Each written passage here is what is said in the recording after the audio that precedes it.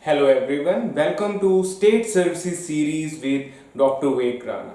So today Himachal Pradesh Public Service Commission conducted HPAS exam 2019 successfully. So we'll be decoding what was the trend in this today's paper.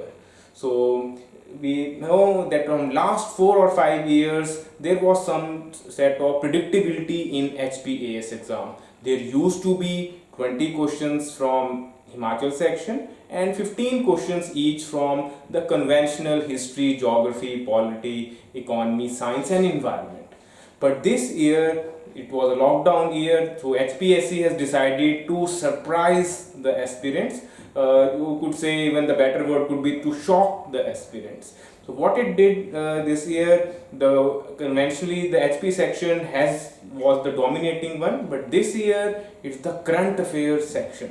In current affairs section this year there were 28 questions. So and they were more or less from December 2019 to May 2020. So we can say that this paper was set for the original date, which was in May June, and this lockdown has not much impacted the current affair coverage. So this could be even be seen in UPSC as well. You never know. We are just 2 weeks away from the main exam, so I would not like to suggest that you should just stick to the last 1 year theme in UPSC. UPSC might ask even the recent ones as well.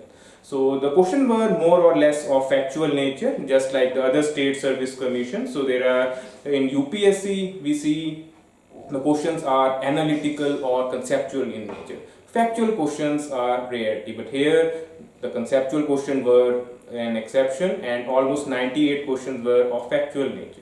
Only 2 questions were statement based, whereas in UPSC there are almost 48 to 50 questions on multiple statements. So either you knew the question or you didn't know. The second section this year was from Himachal Pradesh. It's not that the questions are less than the previous years. There were 26 questions to be precise. So overall the section of HP has increased by 6 questions this year. And if you could manage to score 10 to 12 questions in that section, you have reasonably done well, because questions are quite of high difficulty level this time again as well. And then there's the scoring part. There's a modern history, 11 questions, and they are of moderate difficulty. If you have studied those themes in depth, you would have done well. And then the polity, geography and general science section have 8 questions each. Economy had a 10 questions which were of easy nature. So you can say the polity and economy section was the most scoring and the easiest sections in the GS section, whereas general science had some technical questions from botany and zoology, so was not too easy to score. And there was single question from environment and ecology and on mass extinction. So this was an ignored section, unlike the previous year where there used to be 15 to 20 questions as well from this section.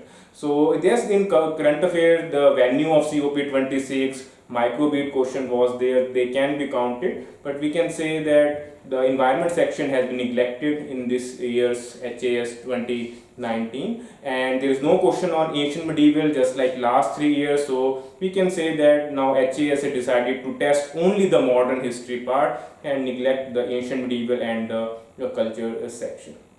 So if we analyze this question, this is a comparatively difficult paper to attempt due to factual nature.